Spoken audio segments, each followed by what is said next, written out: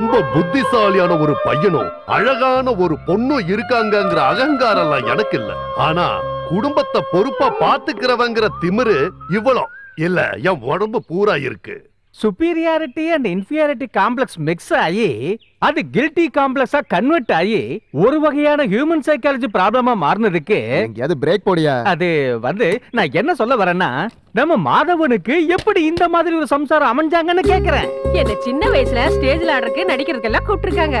என் பாடி shape பத்தி எல்லாரும் மயங்கிருவாங்க. அப்பா சிட்டா இருந்தாரு, அதனால விடல. வேற வழி இல்லாம கல்யாணம் பண்ணிக்கிட்டேன். அவரும் சிட்டு, நடிக்க விடல. இவங்களுக்கு பிறந்தது எப்படி இருக்கு? அந்த அம்மாவுடைய கலையார்வ கோளாறு, மாதவனுடைய கிறுக்குத்தனமான பேச்சு அந்த அம்மாவுக்கு நல்லாவே ஒட்டிக்குச்சு. அதுவும் சரிதான். பாடத்துல எஸ் ஜானகின்னு அழகுல ஐஸ்வர்யா ராயின்னு நினைப்பு. எங்க அண்ணன் மட்டும் சினிமால போய் சேரட்டும். ஒண்ணு நான் சினிமால பாடுவேன், இல்ல நடிகை ஆயிடுவேன். இது எதுவும் நடக்கலன்னா அண்ணன் கிட்ட பேசி யாராவது ஒரு சினிமா ஸ்டார கட்டிக்குவேன். எங்கிருந்தாலும் வாழ்க, இதயமும் அமைதியில் வாழ்க, மண்கள் முகமே வாழ்க, உன் மாடு. மான் எதுக்கு மாடு மாதிரி கத்துற? நீ போடா. எங்க பொண்ணு நீ பாடுமா.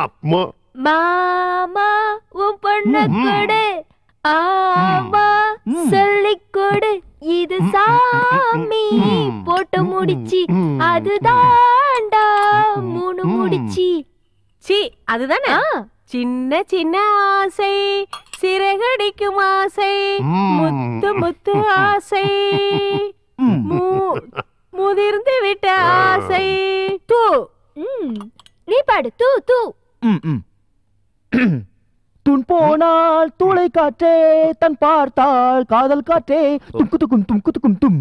நிறுத்து நிறுத்து. இப்படி ஒரு பாட்டு இருக்கு. இல்ல இந்த பாட்டெல்லாம் ஏத்துக்க முடியாது. இவன் எப்பவுமே இப்படித்தான், மாறவே மாட்டான். அறிவும் இல்ல, பொறுமையும் இல்ல, வாழ்க்கையில மேல வரணுங்கிற அக்கறையும் இல்ல. அதை விட்டுட்டு சும்மா இப்படி பந்த காட்டுறதுல அர்த்தம் இல்ல. இத பாத்தியா, சாப்பிடுற நேரத்துல கூட ஸ்டைலா பாட்டை கேட்டுக்கிட்டு இருக்கான். சாப்பிடுற நேரத்துல அட்வைஸ் பண்ணாம இருந்தா இன்னும் கொஞ்சம் கூட அதிகமா சாப்பிடலாம். இல்லனாலும் சாப்பிடுவேன். உங்க பையன் தானே. இங்க பாருங்க, சும்மா சும்மா பேச்ச வளர்த்திக்கிட்டு ரெண்டு பேரும் சாப்பிடாம இருந்துறாதீங்க. நான் கஷ்டப்பட்டு இதெல்லாம் பண்ணிருக்கேன், சாப்பிடுங்க. சாப்பிடுறதுக்கும் கஷ்டப்பட்டுக்கு தாண்டி இருக்கோம்.